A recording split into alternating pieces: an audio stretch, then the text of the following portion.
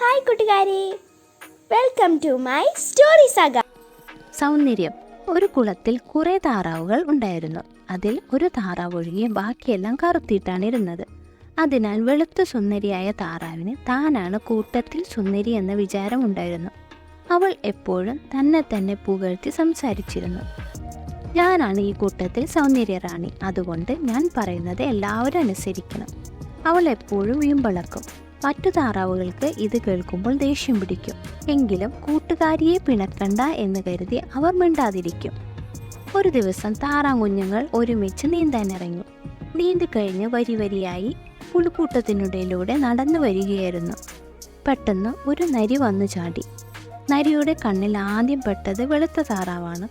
കാരണം മറ്റു താറാങ്കുഞ്ഞുങ്ങളെ പുൽക്കൂട്ടത്തിൽ നിന്ന് വ്യക്തമായി കാണാൻ കഴിഞ്ഞില്ല. നരിയുടെ കയ്യിൽപ്പെട്ട സുന്ദരി താറാവ് ഉറക്കെ ബഹളം വെച്ചു. കൂട്ടുകാരികൾക്ക് ഒന്നും ചെയ്യാൻ കഴിയാതെ നോക്കി നിൽക്കാനേ കഴിഞ്ഞുള്ളൂ. നരിയുടെ പിടിയിൽ കിടന്ന് നിലവിളിക്കുമ്പോൾ തൻ്റെ സൗന്ദര്യം തന്നെയാണല്ലോ തന്നെ ചതിച്ചത്. താൻ കൂട്ടുകാരികളെ എത്ര കളിയാക്കിയിരുന്നു എന്നും ഉൾക്കുടിലത്തോടെ അവൾ ഓർത്തു.